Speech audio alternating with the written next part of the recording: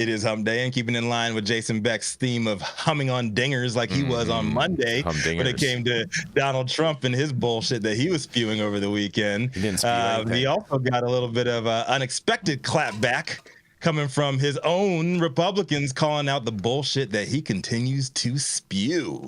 So in the latest campaign efforts made to make reefer madness great again, Florida Governor Ron DeSantis continued to warn Floridians this Monday that if the legalization ballot known as Amendment 3 passes in November, regulating public consumption will be next to impossible. Megan Meehan over at Benzinga reported that is about all that Meatball Ron had to say regarding the cannabis initiative since Donald Trump endorsed it on Saturday. Remember that endorsement, Jason, that you were blabbering all over? Amazing. Well, referring to comments made by a GOP state senator that the initiative does not contain controls for regulating public marijuana consumption, DeSantis said that he was right and then accused Floridians of being lax voters. His observation was clear in the text of actual amendment, which is not included on the ballot and which 99% of the voters will never read, DeSantis wrote on X. And shots. Oh, excuse me. Is it too soon to say that? But taking shots at Donald Trump. DeSantis has not made any public comment as yet as of Trump's endorsement of Amendment 3. His Republican pals, however, are not shy about blasting the former president for his surprising announcement, about which many are apparently not too happy. Jason Beck, a little fact-checking live right here, seems to say that Republicans are on board for that, but survey says here they are not. They're wrong. Survey's wrong. The survey you're talking about is wrong. Hold on. Let me finish, brother. Let me finish. You can have plenty of time to clap back right here, man. So GOP chair David Biddle said on X, "Don't listen to Trump. Vote no on Amendment 3. We don't need recreational marijuana in Florida. It's been a disaster everywhere they have it. It brings zero benefit to society and increases crime, increases homelessness, and it increases further drug use. It's bad for Florida." And then, lo and behold, Donald Trump defector Jenna Ellis, who was barred for 3 years in Colorado for making false statements and believing all that trash that he likes to say and doesn't mean any of it. She is back with a vengeance, and she called Trump's endorsement a PR move and a distraction over Amendment 4, the ballot that would repeal the state's 6-week abortion ban. Trump is talking about Amendment 3 to make conservatives start talking about why we could obviously oppose this stupidity, and he hopes we just forget about the Amendment 4 problem. Meanwhile, DeSantis's chief staff bashed a former GOP colleague. James Uthmeyer, who is also DeSantis's campaign manager in the governor's failed bid for president, went over Trump ally State Senator Joe Gruters, a former chair of Republican Party of Florida. Gruters announced his support for legalizing marijuana earlier this summer, but also wants to regulate public smoking if the initiative passes, a point that Trump also made when he announced his support for Amendment 3. It's a shame that someone like Joe Gruters would support an amendment that has virtually no checks on where and how marijuana can be consumed, putting kids at risk, said Uthmeyer. Someone should check who has given him political money and then see who is backing this amendment.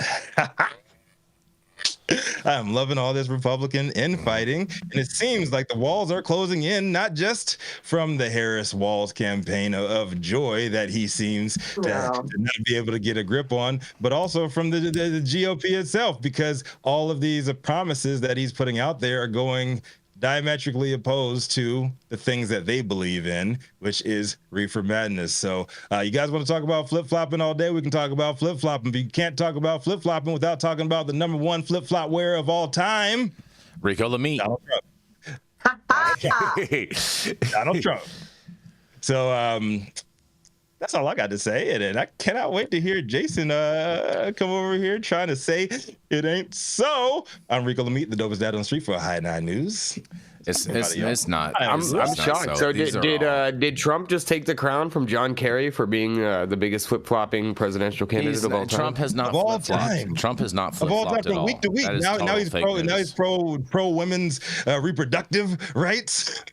I thought that we said in the show previously that we're allowing people's views to evolve if they're evolving in a positive manner. In real time. Yeah, I don't understand why you guys are hating on the evolution. So it's an evolution if it's a Republican, but it's flip-flopping if it is anything but a well, the reason why it's flip-flopping with others is because their actions speak louder than their words, and that's why it's flip-flopping with the Democrats.